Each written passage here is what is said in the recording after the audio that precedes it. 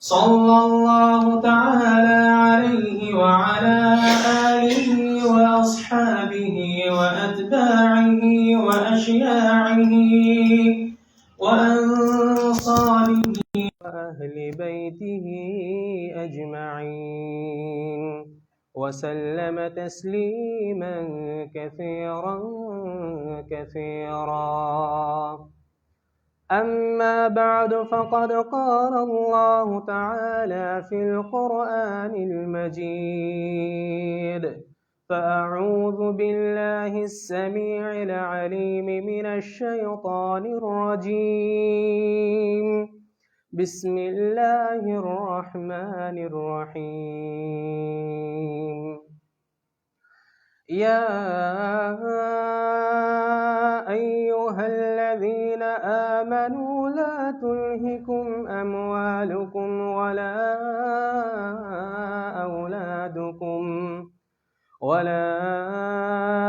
أولادكم عن ذكر الله ومن يفعل ذلك فأولئك هم الخاسرون.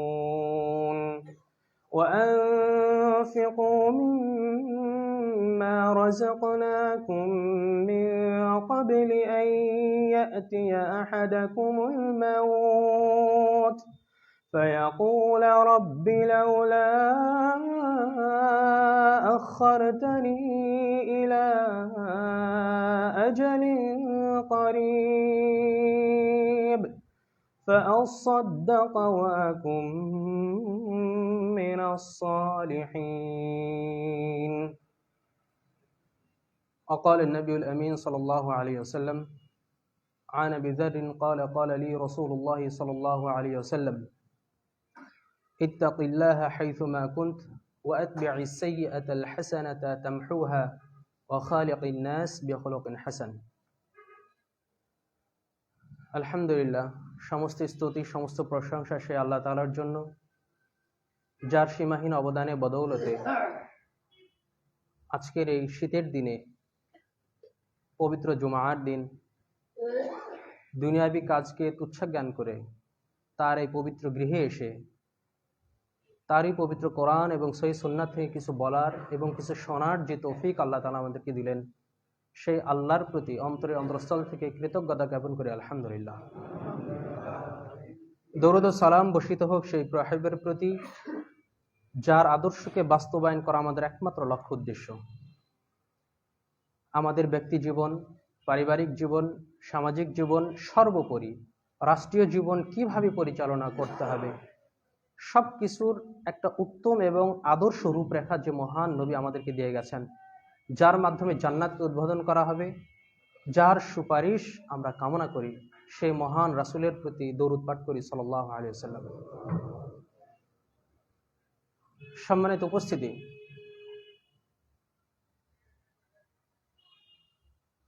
আল্লাহ তাআলা তার রাসূল সাল্লাল্লাহু আলাইহি ওয়াসাল্লামের মাধ্যমে আমাদের কাছে ইসলামকে স্পষ্টভাবে তুলে ধরেছেন।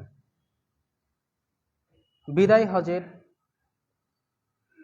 আল্লাহ তাআলা সরাসরি কোরআনের আয়াত নাজিল করে ইসলামকে পরিপূর্ণ করে দিয়েছেন। আমরা প্রত্যেকেই জানি, আল ইয়াউমা আকমালতু লাকুম দীনাকুম ওয়া আতমামতু আলাইকুম নি'মাতি ওয়া রাদিতু লাকুমুল ইসলাম দীনা। ইসলাম সেই দিনই সিলমোহর করে দেওয়া হয়েছে, পরিপূর্ণ করে দেওয়া হয়েছে। ইসলামের মধ্যে নতুন কোনো আমল সংযোজন হবে না বা কোনো আমল বিয়োজন হবে না।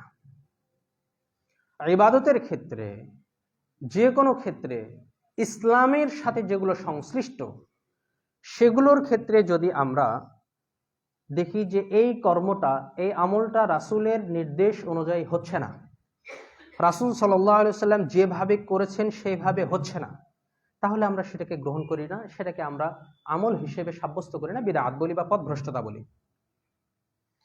অর্থাৎ ইসলামের যে কোনো আমল করার জন্য জরুরি হচ্ছে রাসূল সাল্লাল্লাহু আলাইহি ওয়াসাল্লাম এটাকে সমর্থন করেছেন কি না। তিনি যদি সমর্থন করে থাকেন, তিনি এটাকে কিভাবে পালন করেছেন, দুইটা জিনিস। এক, এটা রাসূল থেকে সমর্থিত কিনা। দুই, যদি সমর্থিত থাকে তাহলে এটাকে কিভাবে তিনি পালন করেছেন। তেমনি ভাবে সালাত রাসূল কর্তৃক সমর্থিত, আল্লাহ কর্তৃক ফরজকৃত। এটা সিয়াম, হজ, যাকাত থেকে শুরু করে যত প্রকার নফল ইবাদত আছে সবকিছুই রাসূল সাল্লাল্লাহু আলাইহি ওয়াসাল্লামের মাধ্যমে সমর্থিত। কিন্তু সালাতের মধ্যে এমন যদি কোনো বিপরীত কাজ চলে আসে যেটা রাসূল সাল্লাল্লাহু আলাইহি ওয়াসাল্লাম ওইভাবে করেননি, তাহলে আমরা সেটাকে গ্রহণ করি না। এটা আমাদের ইবাদতি জিন্দেগি। এইবার যদি আসি, রাসূল সাল্লাল্লাহু আলাইহি ওয়াসাল্লাম তো আমাদের মডেল, আদর্শ। তার সকল কথা, সকল কর্ম, সকল ইঙ্গিত, তার যত কিছু আছে সবকিছুই মুসলমানের জন্য আদর্শ এবং অনুসরণীয়। তেমনি ভাবে রাসূল সাল্লাল্লাহু আলাইহি ওয়াসাল্লাম কিভাবে রাষ্ট্রকে পরিচালনা করেছেন, যদি রাষ্ট্র পরিচালনায় রাসূল সাল্লাল্লাহু আলাইহি ওয়াসাল্লাম যেভাবে করেছেন ওটার সাথে যদি সামঞ্জস্যতা না থাকে, রাসূল যে কাজগুলোকে সমর্থন করেছেন ওই কাজের বিপরীত কাজের মাধ্যমে যদি আমাদের মাধ্যমে রাষ্ট্র পরিচালিত হয়ে যায়, হুকুমত প্রতিষ্ঠিত হয়ে যায়, তাহলে কি এই পদ্ধতি আমাদের কাছে গ্রহণযোগ্য হবে? উসুল অনুযায়ী গ্রহণযোগ্য হওয়ার কথা নয়। আজকে আমরা এই বিষয়ে ইনশাআল্লাহ আলোচনা করব। একামতে দিনে গণতান্ত্রিক প্রক্রিয়া যদি একটা দ্বন্দ্বপূর্ণ বিষয়, এটা একটা আকীদার বিষয়, একটা মানহাজের বিষয়। আকীদা হচ্ছে অন্তরের বিশ্বাস, অন্তরে লালিত বিশ্বাস, পোক্ত বিশ্বাসকে বলা হচ্ছে আকীদা, এবং এই বিশ্বাসকে বাস্তবায়ন করার পদ্ধতি হচ্ছে মানহাজ। অন্তরে আমার যে বিশ্বাস আছে, আল্লাহর প্রতি যে আমার বিশ্বাস আছে, রাসূলের প্রতি যে আমার বিশ্বাস আছে, তাদেরকে আমি কিভাবে গ্রহণ করেছি, তাদের কোন কথাগুলোকে আমি মেনে নিয়েছি, কোন কর্মগুলোকে আমি অন্তর বিশ্বাস করেছি, মেনে নিয়েছি, এই বিশ্বাসকে আমার আমলে বাস্তবায়ন করার যে পদ্ধতি, এই পদ্ধতি হচ্ছে মানহাজ। সেজন্য আমরা বলে থাকি মানহাজুস সালাফিস সালেহ। রাসূল সাল্লাল্লাহু আলাইহি ওয়াসাল্লামের মানহাজ সালাফদের মানহাজ। এই জন্য যারা সালাফদের মানহাজ মেনে চলে, রাসূলের মানহাজ মেনে চলে, তাদেরকে সালাফি বলা হয়, আহলুল হাদিস বলা হয়।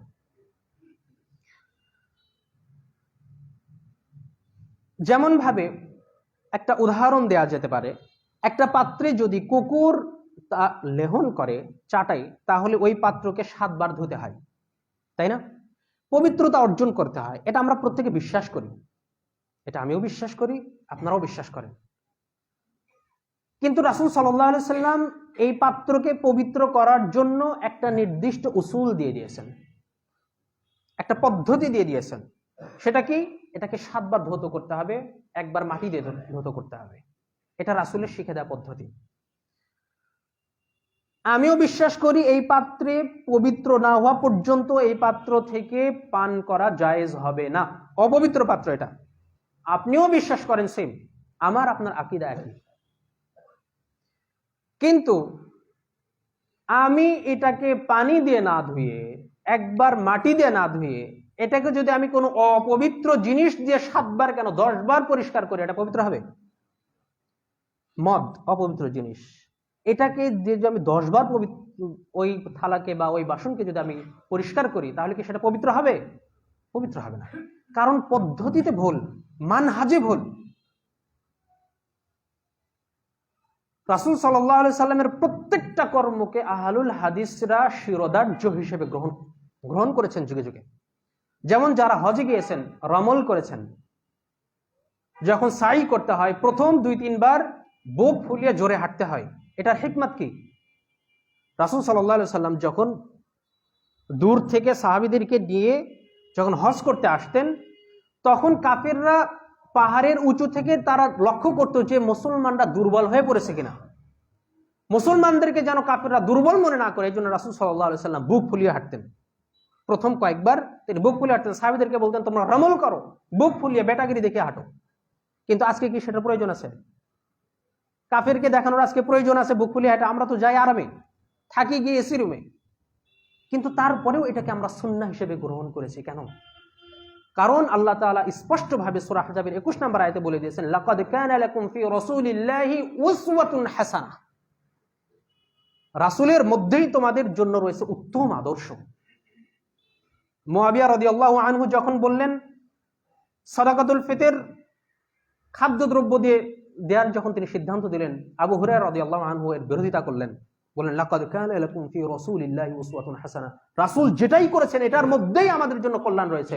সেটা যত বড় আমাদের কাছে যতই যৌক্তিক মনে হোক না কেন, রাসূল যেটা করেছেন এটার মধ্যেই আমাদের জন্য কল্যাণ আছে। আজকের এই জুমার খুতবায় লাঠি নিয়ে দাঁড়িয়েছি, লাঠি নিয়ে না দাঁড়িয়ে খুতবা দেওয়াও জায়েজ। রাসূল সাল্লাল্লাহু আলাইহি সাল্লাম লাঠি বা তলোয়ার নিয়ে এখানে দাঁড়াতেন যাতে কাফের মুশরিকরা ভয় করে। আমাদের কি সে সুযোগ আছে? নাই। কিন্তু তারপরেও এটা কেন? লাকাদ কানা লাকুম ফি রাসূলিল্লাহি উসওয়াতুন হাসানাহ, রাসূলের পুঙ্খানুপুঙ্খ আদর্শ মানার মধ্যেই জাতির কল্যাণ আছে। আল্লাহ তাআলা বলে দিয়েছেন, মা আতাকুমুর রাসূলু ফাখুযুহু ওয়া মা নাহাকুম আনহু ফান্তাহু, রাসূল তোমাদের কাছে যা কিছু নিয়ে আসেন সেটাকে গ্রহণ করো, যা বর্জন করতে বলেছেন সেটাকে ছেড়ে দাও। কিয়ামতের দিন 4 শ্রেণীর লোকেরা ক্ষতিগ্রস্ত হবে। 1, যারা কাফের মুশরিক, এরা ক্ষতিগ্রস্ত হবে। 2, যারা আমল করেছে ভালো কিন্তু আকীদা মানহাজ ঠিক নেই, তারা কিয়ামতের দিন ক্ষতিগ্রস্ত হবে। 3, যাদের আকীদা ভালো, বিশ্বাস ভালো, আল্লাহর প্রতি বিশ্বাস ভালো, কিন্তু এই বিশ্বাসকে প্রকাশ করার পদ্ধতি রাসূলের মতো হয়নি, মানহাজ ভুল, তিনিও কিয়ামতের দিন ক্ষতিগ্রস্ত হবেন। 4, যার আকীদাও ভালো, আমলও ভালো, শিরক মুক্ত, বিদআত মুক্ত, মানহাজে কোনো ত্রুটি নেই, কিন্তু মুআমালাতে ত্রুটি আছে, মানুষের সাথে মানুষ দ্বন্দ্ব ফাসাদ আছে, মানুষকে কষ্ট দিয়েছে, অযথা মানুষকে গালি দিয়েছে, অযথা কষ্ট দিয়েছে, মানুষের প্রতি জুলুম করেছে, এই ব্যক্তি কিয়ামতের দিন ক্ষতিগ্রস্ত হবে। এই যে যাদের মানহাজে ত্রুটি, আকীদাই ত্রুটি, আমল করছে ভালো, বিদআত, এদের ব্যাপারে ইঙ্গিত করে আল্লাহ তাআলা কোরআনে বলে দিয়েছেন, কুল হাল নুনাব্বিউকুম বিল আখসারিনা আমালা আল্লাযীনা দাল্লা সা'ইহুম ফিল হায়াতিদ দুনিয়া ওয়া হুম ইয়াহসাবুনা আন্নাহুম ইহসিনুনা সুনআ। হে নবী, আপনি বলে দিন, হাল নুনাব্বিউকুম, আমি কি তোমাদেরকে এমন সব ব্যক্তিদেরকে, ক্ষতিগ্রস্ত ব্যক্তিদের সম্পর্কে তোমাদেরকে খবর দিব না যারা আমল করেও ক্ষতিগ্রস্ত? আল্লাযীনা দাল্লা সা'ইহুম ফিল হায়াতিদ দুনিয়া, তারা দুনিয়াতে পথভ্রষ্ট, যত আমল করছে পথভ্রষ্ট তারা, কিন্তু তারা মনে করছে আল্লাযীনা দাল্লা সা'ইহুম ফিল হায়াতিদ দুনিয়া ওয়া হুম ইয়াহসাবুনা আন্নাহুম ইহসিনুনা সুনআ, অথচ তারা অন্তরে অন্তরে মনে করছে এটাই সৎকর্ম, এটাই ভালো কাজ। এই ইঙ্গিত কিন্তু আল্লাহ তাআলা আমাদেরকে দিয়ে দিয়েছেন। সুতরাং দুনিয়াতে আমি আপনি যেটাকে সৎ মনে করছি, আমি আপনি আমাদের ব্যক্তিগত চিন্তার মাধ্যমে, লজিকের মাধ্যমে, যুক্তির মাধ্যমে যেটাকে সিরাতে মুস্তাকিম মনে করছি, জান্নাতের পথ মনে করছি, আদতে সেটা জান্নাতের পথ নাও হতে পারে। সংখ্যাগরিষ্ঠতা হকের মানদণ্ড কখনোই নয়। অনুরূপভাবে একটু দূর থেকে আসলাম যাতে সহজ করে বোঝানোটা সহজ হয়। এইবার আসে ইকামতে দিন। ইকামতে দিন বলতে আমাদের মাথায় প্রথমেই আসে রাষ্ট্রে ইসলাম প্রতিষ্ঠা করা, তাই না? এটা আমরা বুঝি স্বাভাবিকভাবে, স্বাভাবিক অর্থে। আসলে এর দলিলটা যদি আমরা কোরআন থেকে নেই স্পষ্টভাবে, এবং কোরআনের মুফাসসিরিনে কেরাম যে ব্যাখ্যা করেছেন সেখান থেকে যদি নেই, এবং আমাদের ধারণার বাইরে যদি আমরা কোনো সমাধান পেয়ে যাই, যেটা আমাদের ধারণার বাইরে, আমরা যেটাকে বিশ্বাস করি, যুক্তি দিয়ে যেটাকে বিশ্বাস করি, তার বাইরে যদি হয়ে যায়, আমাদের গ্রহণ করতে কোনো সমস্যা আছে? কোনো সমস্যা নেই। আল্লাহ তাআলা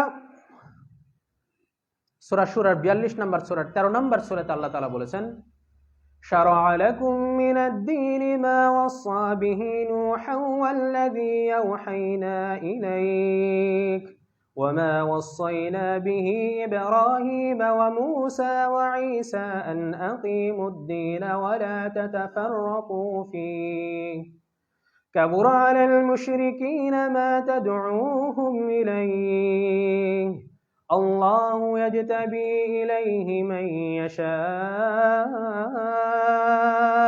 ওয়া ইয়াহদি ইলাইহি মান ইউনীব।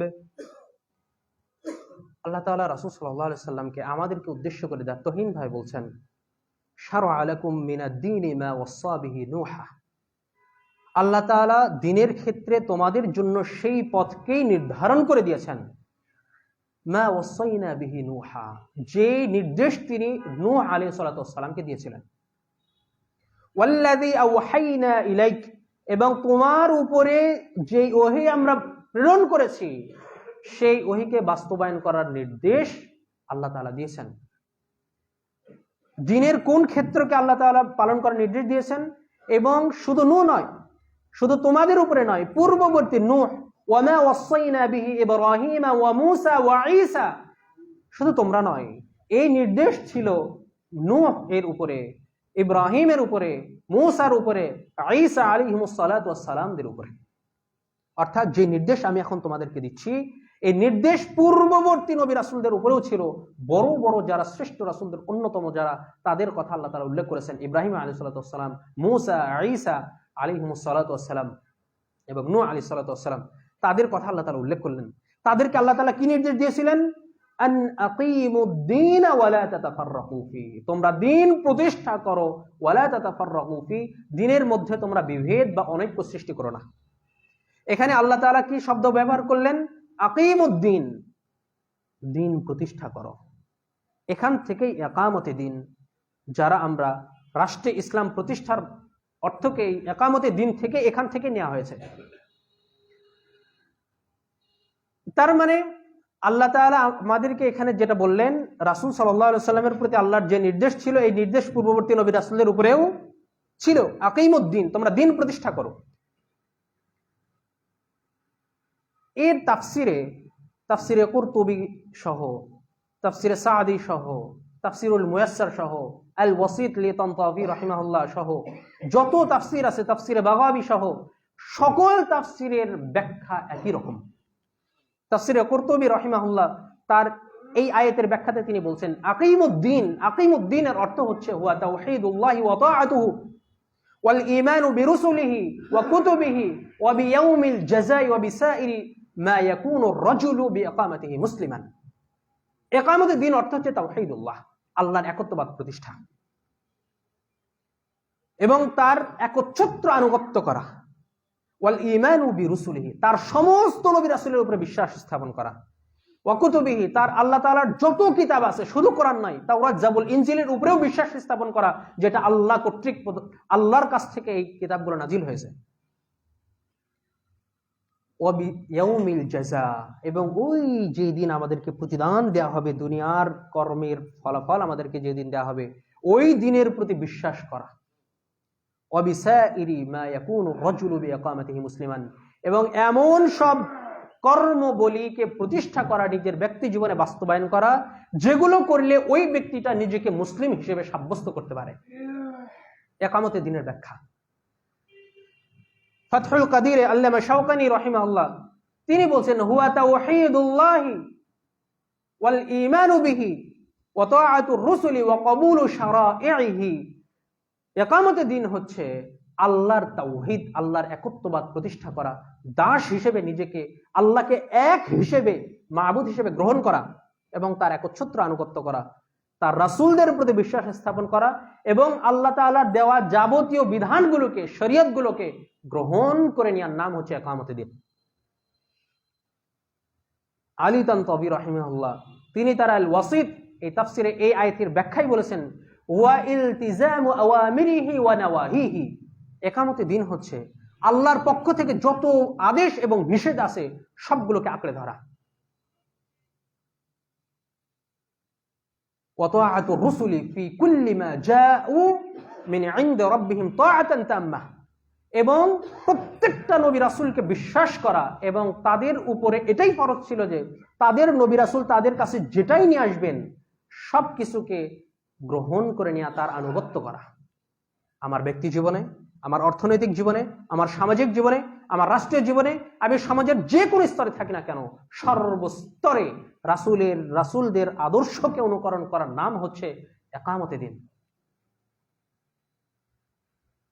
ইকামতে দ্বীনের অর্থ কিন্তু কেউ ইকামতে হুকুমাত করেননি, রাষ্ট্র প্রতিষ্ঠার ব্যাখ্যা কোনো তাফসির করেননি, কোনো মুফাসসিরে কেরাম এটা করেননি। এটা হয়েছে পরবর্তীতে গত শতাব্দীর কিছু রাজনৈতিক যারা মুফাসসির ছিলেন তাদের মাধ্যমে একামতে দিনের ব্যাখ্যা হয়ে গেছে একামতে হুকুমত বা হুকুমত প্রতিষ্ঠা।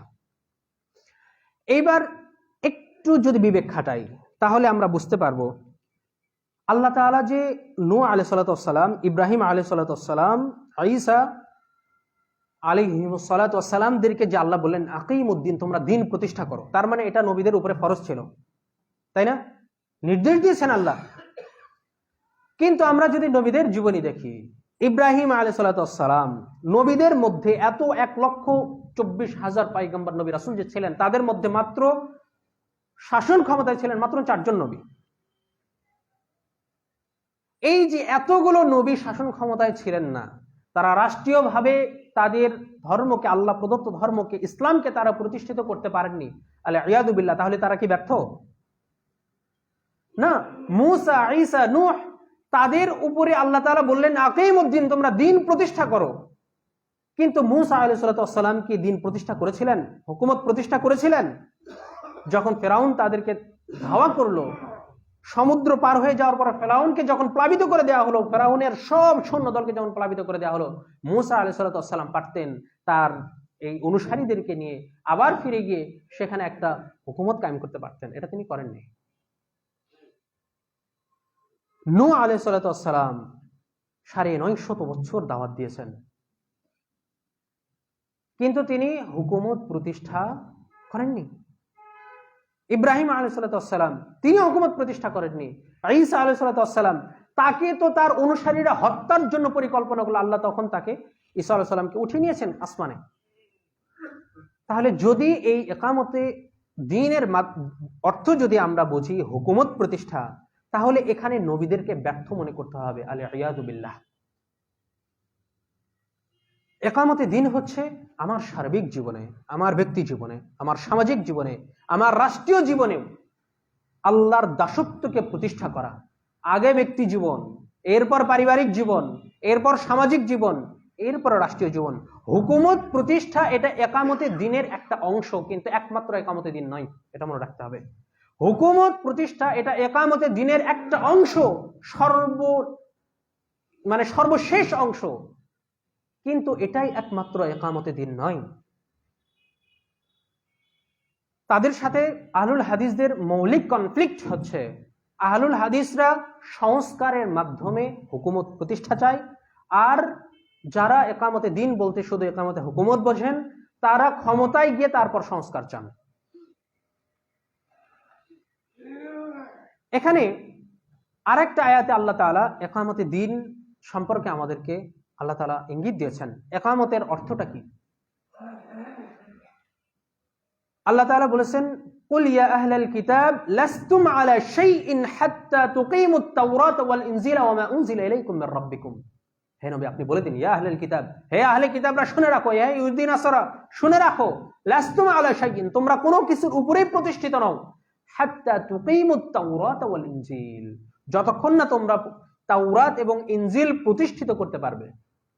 তাওরাত এবং ইনজিল প্রতিষ্ঠিত মানে কি? রাষ্ট্রে না। ওয়ামা উনজিলা ইলাইকুম মির রাব্বিকুম, এবং তোমাদের উপরে তোমাদের প্রতিপালকের পক্ষ থেকে যা কিছু এসেছে, এগুলো যতক্ষণ না তোমরা বাস্তবায়ন করতে পারছো, তোমরা কোনো কিছুর উপরই প্রতিষ্ঠিত নও। তাফসীরে কুরতুবীতে এসেছে, এই যে ইকামতে তাওরাত এবং ইনজিল হচ্ছে, তাওরাত এবং ইনজিলে আল্লাহ তাআলা মুহাম্মদ সাল্লাল্লাহু আলাইহি ওয়াসাল্লামের কথা উল্লেখ করে দিয়েছিলেন। যেমনটা কোরআনে আল্লাহ তাআলা বলেছেন, ইয়ারিফুনাহু কামা ইয়ারিফুনা আবনাআহুম, তারা তাদের সন্তানকে যেমন ভাবে চিনবে তেমনি ভাবে রাসূল শেষ নবীকে তারা সেইভাবেই চিনতে পারবে, কিন্তু তারা এটাকে মেনে নেয়নি। এটা তাদের তাওরাতে ইনজিলে স্পষ্ট উল্লেখ ছিল যে মুহাম্মদ সাল্লাল্লাহু আলাইহি ওয়াসাল্লাম শেষ নবী হিসেবে যে আসবেন, তার শারীরিক গঠন বলে দেওয়া ছিল, এমন ভাবে বর্ণনা দেওয়া ছিল যারা তারা কিতাব পড়ে এটা রাসূলকে দেখে তারা চিনতে পারত। এই জন্য আল্লাহ তাআলা বললেন, আকিমুত তাওরাত ওয়াল ইনজিল, তোমরা ইনজিল এবং তাওরাত প্রতিষ্ঠা করো। তাওরাতের মধ্যে যে শেষ নবীকে মানার কথা বলা আছে সেটা প্রতিষ্ঠা করো, এবং ওয়ামিম্মা জাআ বিহি মুহাম্মাদুন সাল্লাল্লাহু আলাইহি ওয়াসাল্লাম মিনাল ফুরকান, কোরআনের মাধ্যমে রাসূল সাল্লাল্লাহু আলাইহি ওয়াসাল্লাম মুহাম্মদ যে ধর্ম তোমাদের কাছে নিয়ে এসেছে, এইটাকে তোমরা বাস্তবায়ন করার মাধ্যমেই তোমরা তাওরাত এবং ইনজিলকে প্রতিষ্ঠিত করতে পারবে। ওয়া তাআল্লামু হু বিযালিকা কুল্লি, এবং কোরআনের মধ্যে যা আছে সবকিছু তোমরা শিখে ফেলো। এটাই হচ্ছে ইকামতের তাওরাত ওয়াল ইনজিল।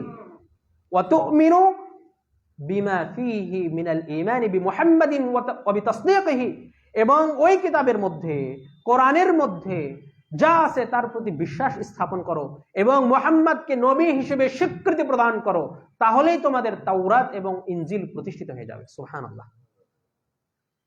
এখানে কিন্তু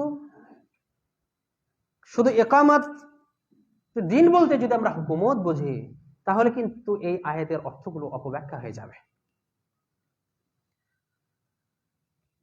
সুতরাং ইকামতে দিন, এটার অর্থ আমাদের কাছে, এই কনসেপ্টটা আমাদের কাছে মোটামুটি ক্লিয়ার থাকতে হবে। এটা একটা গুরুত্বপূর্ণ মানহাজের বিষয় এবং আকীদারও বিষয়।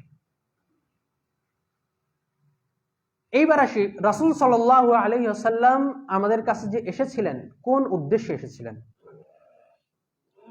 বিদায় ভাষণে সহিহ বুখারীর হাদিস, রাসূল সাল্লাল্লাহু আলাইহি ওয়াসাল্লাম যখন লম্বা ভাষণ দিলেন, ভাষণের শেষে রাসূল সাল্লাল্লাহু আলাইহি ওয়াসাল্লাম বললেন, আলা হে শুনে রাখো হে মানব জাতি, হাল বাল্লাগতু, আমি কি তোমাদের কাছে, আমার কাছে রাসূল আল্লাহ তাআলার প্রদত্ত যে রিসালাত ছিল, এই রিসালাত পৌঁছে দিতে পেরেছি? ক্বালু নাআম ইয়া রাসূলুল্লাহ, তখন সবাই সমস্বরে বলল, হে আল্লাহ রাসূল, হ্যাঁ আমরা সাক্ষ্য দিচ্ছি আপনি আমাদের কাছে আল্লাহর যে বিধান আপনার কাছে এসেছে সবগুলো আপনি আমাদের কাছে পৌঁছে দিয়েছেন। তখন রাসূল সাল্লাল্লাহু আলাইহি ওয়াসাল্লাম বললেন, আল্লাহুম্মা শাহাদ, আল্লাহুম্মা শাহাদ, আল্লাহুম্মা শাহাদ, হে আল্লাহ আপনি সাক্ষী থাকুন, আপনি সাক্ষী থাকুন, আপনি সাক্ষী থাকুন। সবাই এটা মেনে নিয়েছে, সাক্ষ্য দিয়েছে, আমি তাদের কাছে, আপনার কাছ থেকে আমার কাছে যা কিছু এসেছিল আমি তাদের কাছে পৌঁছে দিতে পেরেছি। সুবহানাল্লাহ। তিনি বলেননি তোমরা সাক্ষী থাকো, আমি কি মক্কা বিজয় করতে পেরেছি, মক্কা প্রতিষ্ঠা করতে পেরেছি? অর্থাৎ প্রত্যেকটা নবী রাসূলের মূল ইকামতে দিন, চরম সফলতা, সর্বোচ্চ সফলতা ছিল ঈমান এবং আকীদায় মানুষের মাঝে পরিবর্তন নিয়ে আসা। সুতরাং রাসূল সাল্লাল্লাহু আলাইহি ওয়াসাল্লাম তিনি যে মক্কা বিজয় করেছেন এবং মক্কা যে বিজয় করেছেন তার একটা রূপরেখাও আমাদের সামনে স্পষ্ট। রাসূল সাল্লাল্লাহু আলাইহি ওয়াসাল্লাম যেভাবে করেছেন, রাসূল সাল্লাল্লাহু আলাইহি ওয়াসাল্লাম যেভাবে তার রাষ্ট্রকে পরিচালনা করেছেন, যেভাবে তার রাষ্ট্রকে গঠন করেছেন, প্রত্যেকটা জিনিস আমাদের জন্য অনুসরণীয়। এর বিপরীত কোনো রাস্তায় গিয়ে, বিপরীত কোনো পন্থাতে গিয়ে ওই শেষ পর্যন্ত, শেষ চূড়া পর্যন্ত যাওয়া, এটা চরম বোকামি। আমরা আকিমুস সালাহ, সালাত প্রতিষ্ঠা করা বলতে ব্যক্তি জীবনে বুঝি, যাকাত আদায় বলতে ব্যক্তি জীবনকে বুঝি, আবার সিয়াম পালন, সিয়াম ফরজ করেছে ব্যক্তি জীবনকে বুঝি। কিন্তু যখনই আকিমুদ্দিন, দিন প্রতিষ্ঠা করো, তাওহীদ প্রতিষ্ঠা করো বলতে এটা আমরা রাষ্ট্রকে বুঝি। এই যে একটা অসঙ্গতি আমাদের মধ্যে রয়ে গেছে। এর পরবর্তীতে এই যে আকিমুদ্দিন, দিন প্রতিষ্ঠা, এ ব্যাপারে আমাদের পূর্ববর্তী সালাফগণ স্পষ্টভাবে ধারণা আমাদেরকে দিয়ে গেছেন। যারা এই ইকামতে দিনকে অন্যভাবে ব্যাখ্যা করেছেন, তাদের সাথে আহলুল হাদিসদের মানহাজগত দ্বন্দ্ব রয়েছে। তাদের সাথে কোনো ব্যক্তি স্বার্থে নয়, ক্ষমতার লোভেও নয়, শুধু আকীদা এবং মানহাজগত তাদের সাথে বৈপরীত্য রয়েছে। এই যে আমাদের উপরে এই ধারণাগুলো যে আসলো, ইকামতে দিনে বর্তমান রাষ্ট্র পরিচালনার যত মতাদর্শ আছে, যত দর্শন আছে, এগুলো কি আসলে ইকামতে দিন প্রতিষ্ঠার ক্ষেত্রে সহায়ক হতে পারে? বিশ্বের সবচেয়ে বিখ্যাত রাষ্ট্রীয় দর্শন হচ্ছে 5টা: ন্যাশনালিজম, জাতীয়তাবাদ, সোশ্যালিজম, সমাজতন্ত্র বা সাম্যবাদ, ক্যাপিটালিজম, পুঁজিবাদ। যদিও প্রথম দিকে এটা অর্থনৈতিক ক্ষেত্রে অর্থনৈতিক মতবাদ হিসেবে সাব্যস্ত ছিল, পরবর্তী এটা রাজনৈতিক মতবাদ হিসেবে গ্রহণযোগ্য হয়ে গেছে। এরপর সেকুলারিজম, ধর্ম নিরপেক্ষতাবাদ, সর্বশেষ এবং চূড়ান্ত ফয়সালা হচ্ছে ডেমোক্রেসি বা গণতন্ত্র। এগুলো কি একামতে দিন প্রতিষ্ঠায় সহায়ক হতে পারে?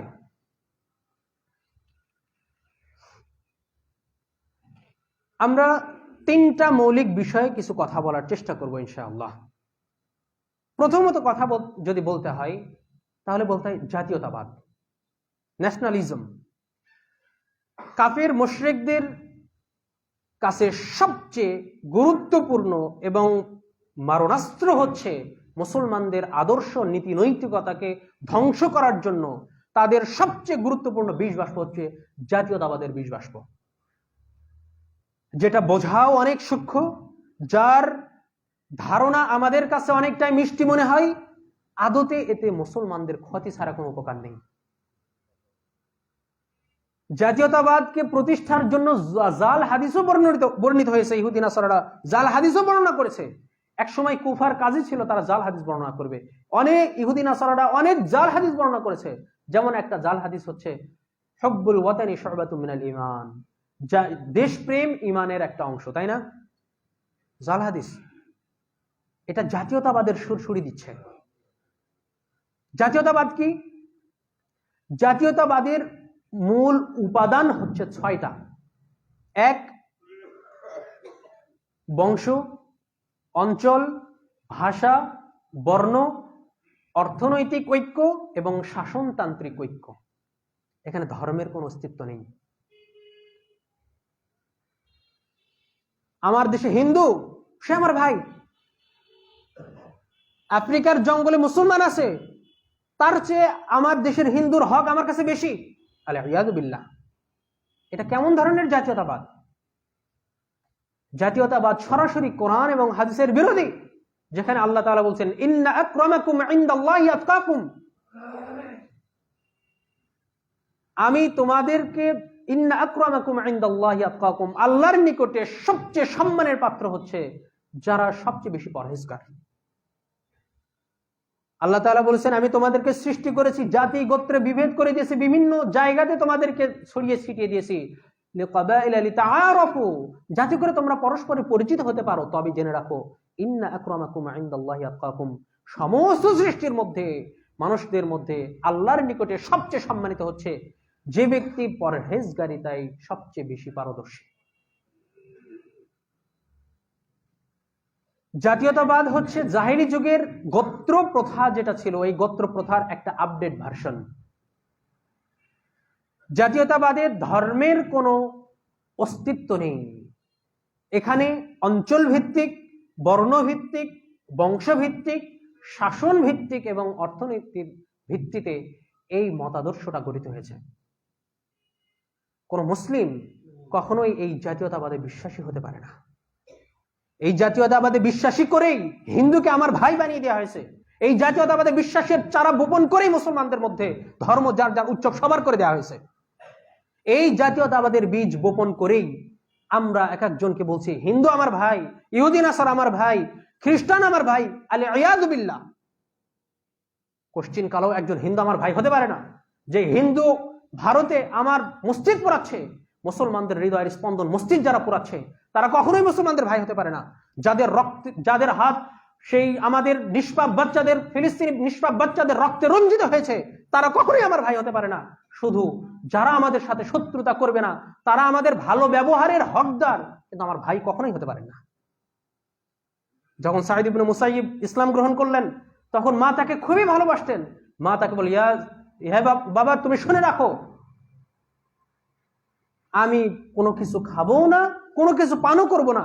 লা উতি'মু তুআমান ওয়া লা উশরিবু শারাবান হাত্তা তাকফুরা মুহাম্মদ, হাত্তা আমুতা আও তাকফুরা মুহাম্মদ। হে বাবা শুনে রাখো, তুমি যদি মুহাম্মাদের ধর্ম ত্যাগ না করো, তাহলে আমি খাবো না, কোনো কিছু পানও করবো না। অনশন করলাম, হয় আমি মরবো, না হয় তুমি মুহাম্মাদের ধর্ম ত্যাগ করবে। আদরের দুলাল সন্তান দায়িত্বহীন ভাবে বলল, ইয়া উম্মা, হে মা শুনে রাখুন, ইন কানাত লাকি মিআতু নাফসিন হাত্তা খারাজাত নাফসান নাফসা যদি আপনাকে 100টা জীবন দান করা হয় এবং আমার সামনে, চোখের সামনে আপনার দেহ থেকে 100টা জীবন একবার করে টেনে বের করা হয়, মা তারাকতু দীনি হাযা, আমি এই দিন মুহাম্মাদের দিন কখনোই পরিত্যাগ করব না। ইন শি'তি ফাকুলি ওয়া ইন শি'তি ফালা তাকুলি, আপনার ইচ্ছা হয় আপনি খান, না ইচ্ছা হয় আপনি না খেয়ে মরে যান, আমার এতে কোনো যায় আসে না। বাবা মার সাথে, একজন মানুষের সাথে আরেকজন মানুষের ভালোবাসার মানদণ্ড হবে ঈমান, ইসলাম। ছেলে যুদ্ধ করছে, বাবা কাফেরদের পক্ষে, ছেলে মুসলমানের পক্ষে ইসলাম ধর্ম গ্রহণ করেছে।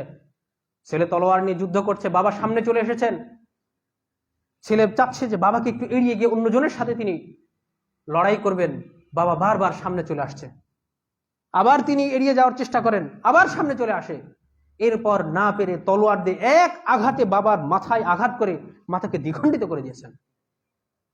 এটাই ইসলামের দাবি। আমার ভাই আমার বাবা মা যদি হিন্দু হয়, আমার ভাই আমার বাবা মা যদি অমুসলিম হয়, তার সাথে আমার কোনো সম্পর্ক নেই। ওই আফ্রিকার জঙ্গলে পড়ে আছে যার অন্তরে ঈমান আছে, যার অন্তরে ইসলাম আছে, সে আমার দেহের অংশ হতে পারে। আমার বাবা যদি অমুসলিম হয়ে যায়, আমার ভাই যদি অমুসলিম হয়ে যায়, সে কখনো আমার পরিচয় পাওয়ার যোগ্যতাই রাখে না। কিন্তু জাতীয়তাবাদ মুসলমানদেরকে শিখিয়েছে, যেহেতু এক অঞ্চলের মানুষ, সবাই আমরা ভাই ভাই। আলিয়াযু বিল্লাহ, যারা হুকুমত প্রতিষ্ঠা করতে চান তারা আবার তাদেরকে ভাই হিসেবে গ্রহণ করে দিন প্রতিষ্ঠার ক্ষেত্রে তাদেরকে সহযোগী হিসেবে গ্রহণ করেছেন। আলিয়াযু বিল্লাহ, কোশ্চিন কালেও এটা হতে পারে না। এই জাতীয়তাবাদের সুরসুরি দিয়েই বিশ্বের বুক থেকে ইসলামী খেলাফতকে ধ্বংস করে দেওয়া হয়েছে। ওসমানীয় খেলাফত প্রায় 450 বছর টিকে ছিল। 1258 থেকে নিয়ে 1924 সাল পর্যন্ত তুরস্কে ওসমানীয় খেলাফত টিকে ছিল। ওসমানীয় খেলাফত ধ্বংস হয়েছে এই জাতীয়তাবাদের সুরসুরি দিয়ে। এই ফিলিস্তিন ওসমানীয় খেলাফতের অংশ ছিল।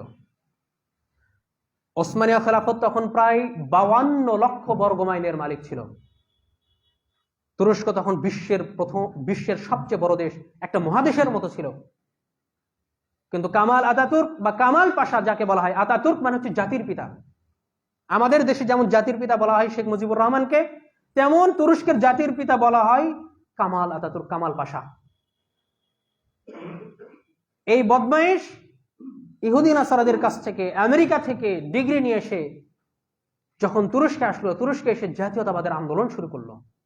আমরা তুরস্কের জাতীয়তা চাই, আমরা জাতীয়তাবাদে বিশ্বাসী। আমাদের সংস্কৃতি হবে আলাদা, আমাদের ধর্ম পালনের রীতি রেওয়াজ হবে আলাদা। ইসলামী সংস্কৃতির বাইরে তারা চলে এসেছে। যে তুরস্কে একসময় ইসলাম ছিল, এই খেলাফত ছিল, এই তুরস্কের পোশাক আশাকে ইসলামের ভাবধারা খুঁজে পাওয়া মুশকিল। 1924 সালে ইসলামী খেলাফতে এই জাতীয়তাবাদের সুরসুরি, গণতন্ত্রের সুরসুরি দিয়ে এই জাতীয়তাবাদের মাধ্যমে, গণতন্ত্রের মাধ্যমে এবং সেকুলারিজমের মাধ্যমে বিশ্বের বুক থেকে ইসলামী খেলাফতকে ধ্বংস করে দেওয়া হয়েছে। 1924 সালে অফিসিয়াল ভাবে ঘোষণা করা হয় ইসলামী খেলাফত শেষ।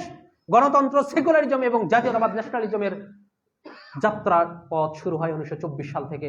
তারপর থেকে তুরস্ক এখন মাত্র 15 লক্ষ কি 7 লক্ষ বর্গমাইলের মালিক, যেটা বিশ্বের 37তম কি 57তম। এমন অবস্থা হলো এগুলো অনুসরণের মাধ্যমে আজান বন্ধ হয়ে গেল, মুসলমানদের জন্য দাড়ি রাখা, টুপি পরা, পাঞ্জাবি জুব্বা পরা নিষিদ্ধ হয়ে গেল, নারীদের জন্য পর্দা করা নিষিদ্ধ হয়ে গেল। এটাই হচ্ছে জাতীয়তাবাদ, গণতন্ত্র এবং সেকুলারিজমের ফল। 2 নাম্বার যদি আসি, সেকুলারিজম, ধর্ম নিরপেক্ষতাবাদ, অনুবাদটাই ভুল। সেকুলারিজমের অর্থ যদি আমরা ইংরেজি যে ডিকশনারিগুলো আছে, অক্সফোর্ড ডিকশনারি বলেন, the Random House of dictionary of English language, এগুলোতেও যদি আমরা দেখি সেকুলারিজমের অর্থ তারা ভিন্ন রকম করেছে। আমাদের কাছে, মুসলমানদের কাছে বাংলা অনুবাদটা চমৎকারভাবে উপস্থাপন করা হয়েছে। আমরা ধর্ম নিরপেক্ষতাবাদ বলতে বুঝি আমি আমার ধর্ম পালন করব, অন্য ধর্মকে শ্রদ্ধা করব, তাই না? এটা ধর্ম নিরপেক্ষতাবাদ। এটা ভুল অর্থ। এই ডিকশনারিগুলোতে স্পষ্ট ভাষায় বলা হয়েছে, not pertaining to connected with religion ধর্মের সাথে যার কোনো, যে মতাদর্শের কোনো সংস্পর্শতা নেই, সম্পর্ক নেই, তার নাম হচ্ছে secularism. Reject all forms of religious faith, ধর্মের যাবতীয় বিশ্বাসকে নাকচ করে দেয় এমন রাষ্ট্রীয় দর্শনের নাম হচ্ছে সেকুলারিজম।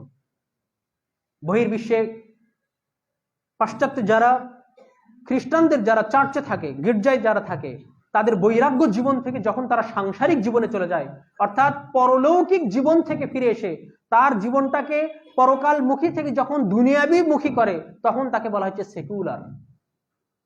তাদের ভাষায় তারা হচ্ছে সেকুলার। যারা ধর্মকে মানে না, যারা দুনিয়াবি জীবন নিয়ে ব্যস্ত, তাদেরকে ইহুদি নাসারারা বলে হচ্ছে সেকুলার। আর আমরা মুসলিম, আমরা বলি সেকুলারিজমের মধ্যেই আমাদের নিরাপত্তা আছে। আজও কি সেকুলারিজমের মধ্যে মুসলমানদের নিরাপত্তা আছে? যারা এই মতাদর্শকে সৃষ্টি করেছে তাদের মাধ্যমেই আমাদের মুসলিম ভাইরা রক্তাক্ত হচ্ছে। যারা বাক স্বাধীনতার মতো মতাদর্শকে স্পষ্ট করার চেষ্টা করেছে, তাদের কাছে ইসলাম কোণঠাসা হয়ে আছে।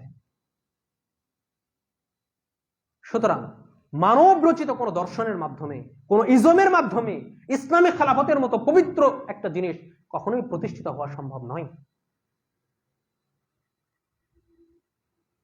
সর্বশেষ হচ্ছে গণতন্ত্র, ডেমোক্রেসি, যার মৌলিকভাবে উদ্ভাবন হয়েছে 1800 শতাব্দীর এদিকে। যদিও অনেক ইতিহাস মিথ্যা ঘটনা রচনা করেছেন, এটা খ্রিস্টপূর্বে আগে থেকে গণতন্ত্রের একটা ধারা চলে এসেছে। রাসূলের যুগে তারা গণতন্ত্র পেয়েছেন, সাহাবীদের যুগে তারা গণতন্ত্র পেয়েছেন। আমার চোখে যদি গণতন্ত্রের চশমা থাকে, যত বাতিল ফেরকা, যত এই সুন্নিয়ত কথিত যারা সুন্নি, তাদের দলিল, পীর পূজারীদের দলিল, শিরক মাজার পূজারীদের দলিল কোরআন থেকে, হাদিস থেকেই। হিজবুত তাওহীদ, কাদিয়ানী, তাদের দলিল এই কোরআন থেকেই। গণতন্ত্রের মাধ্যমে, গণতন্ত্রের নামের মধ্যেই তো শিরক। গণতন্ত্র অর্থ কি? গণ মানে কি? মানুষ, জাতি। তন্ত্র মানে হচ্ছে আইন বা শাস্ত্র।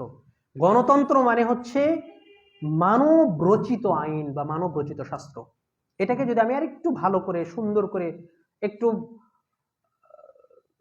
মডিফাই করে যদি বলি, ইসলামী গণতন্ত্র মানে কি? ইসলামী মানুষদের রচিত আইন। জায়েজ হবে? আমি যদি ইসলামী গণতন্ত্র বলি, গণতন্ত্র জায়েজ হবে? সুন্দর করে বললাম, ইসলাম দিলাম, ইসলামী মানুষদের রচিত আইন গ্রহণ হবে? এই রাষ্ট্র পরিচালিত হবে শুধুমাত্র, যে কোনো রাষ্ট্র ইসলাম পরিচালিত হবে শুধুমাত্র আল্লাহ প্রদত্ত বিধানের মাধ্যমে। গণতন্ত্রকামী নেতা, যেই নেতা গণতন্ত্রকে বিশ্বাস করে, গণতন্ত্রকেই একমাত্র চরম ভাবে এটাকে ফলো করে, সেই নেতা ক্ষমতায় বসে গণতন্ত্রকামী জনগণের মধ্যে গণতন্ত্র সঠিকভাবে প্রতিষ্ঠা করতে পারেনি। ইতিপূর্বে আমরা দেখেছি না, যারা গণতন্ত্রকে বিশ্বাস করেন, হ্যাঁ গণতন্ত্রের মাধ্যমে সমাজ সুখী হতে পারে, রাষ্ট্র সুখী হতে পারে, এটা তিনিও বিশ্বাস করেন। আমাদের অধিকাংশ জনগণ, 85% জনগণ গণতন্ত্রকে চান, 90% জনগণ গণতন্ত্রকে চান। তারাও মনে করেন গণতন্ত্রের মধ্যেই আমাদের মুক্তি আছে, সঠিক গণতন্ত্র।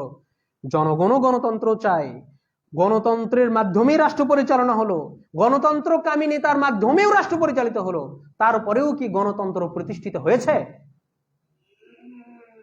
তাহলে গণতন্ত্রকামী জনগণ গণতন্ত্রের মাধ্যমে, ইসলামী খেলাফতকামী নেতার মাধ্যমে কিভাবে ইসলামী খেলাফত প্রতিষ্ঠা হবে? সুতরাং আমাদের এই জিনিসগুলো ভালোভাবে লক্ষ্য করতে হবে। গণতন্ত্রের সাথে ইসলামী খেলাফতের কয়েকটা পার্থক্য বলে আমি শেষ করে দিচ্ছি। মৌলিক পার্থক্য হচ্ছে, গণতন্ত্র মানব রচিত এবং খেলাফতের যে বিধিবিধান এটা আল্লাহ প্রদত্ত। গণতন্ত্রের স্লোগান হচ্ছে সকল ক্ষমতার উৎস জনগণ, শিরকি কথা। যেখানে খেলাফতের স্লোগান হচ্ছে সকল ক্ষমতার উৎস একমাত্র আল্লাহ তাআলা। আল্লাহ তাআলা যাকে ইচ্ছা তাকে ক্ষমতা দান করেন, আল্লাহ তাআলা যাকে ইচ্ছা তার কাছ থেকে ক্ষমতা কেড়ে নেন, এটা একমাত্র আল্লাহ তাআলার হাতে। 3, গণতন্ত্রের নেতা নিজেকে ফুলের মতো পবিত্র মনে করেন, নিজেই নিজেকে যোগ্য মনে করেন রাষ্ট্র পরিচালনা করার, নিজেই মানুষের কাছে গিয়ে তার জন্য তার ক্ষমতা তিনি চান, তিনি দায়িত্ব চেয়ে নেন। ইসলামী খেলাফত এই নিয়মের বহির্ভূত। যারা দায়িত্ব চেয়েছে, রাসূল সাল্লাল্লাহু আলাইহি ওয়াসাল্লাম তাদেরকে নিষেধ করেছেন, তাদেরকে দায়িত্বই দেননি। ইসলামী খেলাফতের দায়িত্ব আসে একমাত্র আল্লাহর পক্ষ থেকে। গণতন্ত্রে হকের মানদণ্ড হচ্ছে সংখ্যাগরিষ্ঠতা, আর ইসলামী খেলাফতে হকের মানদণ্ড একমাত্র কোরআন এবং সহিহ সুন্নাহ। গণতন্ত্র সম্পর্কে যদি আমি একটু বুঝাই, 3 জন ক্যান্ডিডেট, এই ক্যান্ডিডেট পাইলেন 20%, 30% ভোট পাইলেন, তিনি পাইলেন 30%, এবং এই মাঝখানের এই ক্যান্ডিডেট পাইলেন 40%। নেতা কে হবেন? যিনি 40% পেয়েছেন, তাই না? আমাদের মতে তো তাই। কিন্তু তাকে পছন্দ করেছে 40% আর অপছন্দ করেছে কত? 60%। তাহলে এর মাধ্যমে কিভাবে একজন যোগ্য নেতা নির্বাচন হবে? এটা তো আমাদের একটু ভাবা দরকার। তাকে চেয়েছে মাত্র 30%, 70%ই চায়নি, 60%ই চায়নি, তিনি নেতা হয়ে গেছেন। তাহলে তার মাধ্যমে সুশাসন কিভাবে প্রতিষ্ঠিত হবে? এটা হচ্ছে গণতান্ত্রিক প্রক্রিয়া, এটা হচ্ছে গণতান্ত্রিক নিয়ম। গণতন্ত্রকে জায়েজ করা হয়। এই একটা কথা বলি, অনেকেই বলেন যে বড় পাপ থেকে বাঁচার জন্য ছোট পাপ করা জায়েজ। যেহেতু আমাদের কাছে খেলাফতি যে নিয়ম কানুন নাই, সেহেতু আমাদের উপরে গণতন্ত্র ছাড়া কোনো উপায় নাই, তাই আমরা এই পথ অবলম্বন করি। আলিয়াযু বিল্লাহ। বড় পাপ থেকে বাঁচার জন্য ছোট পাপের অনুমোদন কি কখনো রাসূল সাল্লাল্লাহু আলাইহি সাল্লাম দিয়েছেন? যদি কোনো ব্যক্তি জিনা ব্যভিচারে লিপ্ত হওয়ার আশঙ্কা করে, এই পাপে লিপ্ত হওয়ার আশঙ্কা করে, এই আশঙ্কা, এটা তো বড় কাবিরা গুনাহ, সেখান থেকে যদি বাঁচার জন্য সে নিজেই নিজের যৌবিক চাহিদা অবৈধভাবে কারো সাথে জিনা ব্যভিচার করা ছাড়াই অবৈধভাবে যদি কেউ এটা চরিতার্থ করতে চায়, সেটা কখনো জায়েজ হবে? কোশ্চিন কালেও জায়েজ হবে না। জিনা ব্যভিচার থেকে বাঁচার জন্য আল্লাহ তাআলা কোরআনে বিধান দিয়েছেন, ফানকিহু মা তাবা লাকুম মিনান নিসাই মাসনা ওয়া থুলাথা ওয়া রুবা', তোমরা 2টা বিয়ে করো, 3টা বিয়ে করো, না হলে 4টা করো। ওয়া ইন খিফতুম আল্লা তা'দিলু, যদি তোমরা তাদের মধ্যে ন্যায়পরায়ণতা করতে পারবে না, এই ভয় যদি করো, এই ন্যায়পরায়ণতা না করতে পারলে তো তোমার পাপ হবে। এই পাপ থেকে বাঁচার জন্য ওয়াহিদাতাম মিনহা, তাহলে একটা করো। আবার যদি একটা স্বাধীন নারীকে বিয়ে করার মতো সামর্থ্য না থাকে, যার চাহিদা পূরণ করা তোমার জন্য ওয়াজিব, প্রয়োজনীয় চাহিদা পূরণ করা, সেটাও করতে যদি ভয় পাও, তাহলে দাসীকে বিবাহ করো। আবার দাসীকেও যদি বিবাহ করতে না পারো, তাহলে তুমি সিয়াম পালন করো। অর্থাৎ একটা পাপ থেকে বাঁচার জন্য আল্লাহ তাআলা অন্য একটা আমল ধরে দিয়েছেন, রাসূল সাল্লাল্লাহু আলাইহি সাল্লাম অন্য একটা আমল ধরে দিয়েছেন, দোয়া শিক্ষা দিয়েছেন। কিন্তু আমরা উসুল বের করেছি, বড় পাপ থেকে বাঁচার জন্য ছোট পাপ করা জায়েজ আছে। যদি এটা একটা মিনিটের জন্য মেনেও নেই, তাহলে যে আমরা গণতন্ত্রকে সাময়িকভাবে হালাল মনে করছি, এটা কতদিন ধরে হালাল মনে করছি? আমার 40 বছর জিন্দেগি যদি আমার সেই মতাদর্শকে আমি লালন করি, আমার তো পাপের উপরেই 40 বছর চলে যাবে। সুতরাং এসব থেকে আমাদেরকে ফিরে আসতে হবে। ইসলামী খেলাফত প্রতিষ্ঠার 2টি মূল নীতি হচ্ছে, আল্লাহ তাআলা আমাদেরকে স্পষ্টভাবে বলে দিয়েছেন, এক, আল্লাহ কর্তৃক যে বিধান আছে, আদেশ নিষেধ আছে, সেগুলো নিজেদের জীবনে বাস্তবায়ন করা। 2, জীবনের সর্বক্ষেত্রে, প্রত্যেকটা স্তরে, আমার অর্থনৈতিক জীবনে, চাকরি জীবনে, প্রত্যেকটা ক্ষেত্রে বাতিলের সাথে আপোষহীন থাকা, শিরক বেদাতের সাথে আপোষহীন থাকা। জীবন চলে যেতে পারে, শিরকের সাথে কোনো আপোষ চলবে না। আপোষকামিতা দিয়ে কখনোই রাষ্ট্র প্রতিষ্ঠিত হয়নি। রাসূল সাল্লাল্লাহু আলাইহি ওয়াসাল্লামকে প্রস্তাব দেওয়া হয়েছিল, হে মুহাম্মদ, আপনি শুধুমাত্র আমাদের দেবীর 1 বছর পূজা করবেন, তারপরে আমরা আপনার অনুসারী হয়ে যাব, আপনার আল্লাহর ইবাদত করব। তিনি এটা গ্রহণ করতে পারতেন। তাকে প্রস্তাব দেওয়া হয়েছিল, আপনি শুধু আমার দেবীকে একটা চুমু দিবেন, একটু সম্মান দিবেন, একটু সিজদা করবেন, আমরা আপনার আল্লাহর ইবাদত করব। রাসূল সাল্লাল্লাহু আলাইহি ওয়াসাল্লাম তো চাইলে পারতেন একটু সময়ের জন্য, তা আল্লাহ তুমি তো অন্তর খবর জানো, এই স্বল্প সময়ের জন্য আমার বড় একটা অর্জন হয়ে যাবে, ইসলামী খেলাফত কায়েম হয়ে যাবে, আল্লাহ এই সামান্য একটু পাপ। এটা তিনি করেননি। সারা জীবন শিরকের সাথে আপোষহীন থেকেছেন। সুতরাং একজন মানুষের জীবনের চরম সফলতা হচ্ছে শিরক এবং বেদাতের সাথে আপোষহীন থাকা। জীবনের প্রত্যেকটা ক্ষণে শিরক এবং বেদাতের সাথে আপোষহীন থাকতে হবে। আল্লাহ প্রদত্ত যে কোনো বিধানের যথাযথ অনুসরণ করতে হবে, আনুগত্য করতে হবে। তাহলেই আল্লাহ তাআলা আমাদেরকে সুসংবাদ দিয়েছেন। আল্লাহ তাআলা বলেন, ওয়া'দাল্লাযীনা আমানু মিনকুম ওয়া আমিলুস সালিহাত লা ইস্তাখলিফান্নাকুম ফিল আরদি কামা ইস্তাখলাফাল্লাযীনা মিন ক্বাবলিকুম। যদি তোমাদের মধ্যে কেউ যদি ঈমান আনে, সৎকর্ম করে, আমি তাহলে তাদেরকে জমিনে খেলাফত দান করব। সুবহানাল্লাহ। ওয়ালা ইউমাক্কিনান্না লাহুম দীনাহুম আল্লাযী ইরতাদা লাহুম, এবং যে দিনের প্রতি আমি আল্লাহ সন্তুষ্ট আছি এই দিনকে প্রতিষ্ঠা করা আমি সহজ করে দেব। সুবহানাল্লাহ, আল্লাহ তাআলার ওয়াদা এটা। সুতরাং আমাদেরকে আগে যোগ্য হতে হবে আল্লাহর ওই দায়িত্ব নেওয়ার জন্য, তারপরে আল্লাহ আমাদেরকে ওই দায়িত্ব দিবেন। আমি যোগ্যতাই হাসিল করিনি, আমি ইমানে মিসকিন, আমি পোশাকে ইসলামের আদর্শ অনুসরণে মিসকিন, আমি মুসল্লিতে মিসকিন, আমি জোর গলায় বলছি খেলাফত কায়েম করব। এটা নিজের আচরণের সাথে কোরআন হাদিসের সাথে সম্পূর্ণ সাংঘর্ষিক। আল্লাহ তাআলা যেন আমাদেরকে এই মানহাজগত এই ভ্রান্তি থেকে যেন আল্লাহ তাআলা আমাদেরকে রক্ষা করেন। আল্লাহুম্মা আমিন। আল্লাহ তাআলা যেন আমাদেরকে সার্বিক জীবনে তার দাসত্বকে বাস্তবায়ন করা তৌফিক দান করেন। আল্লাহুম্মা আমিন।